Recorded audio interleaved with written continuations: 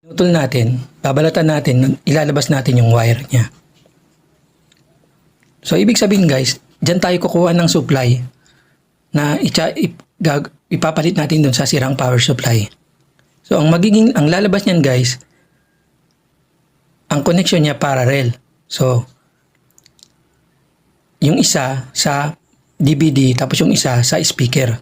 So, ibig sabihin, hindi na tayo bibili para makatipid. So, itong tinuturo ko guys, para lang to sa mga pang-emergency o kaya kung ayaw niyo bumili, pwede na yung ganyan.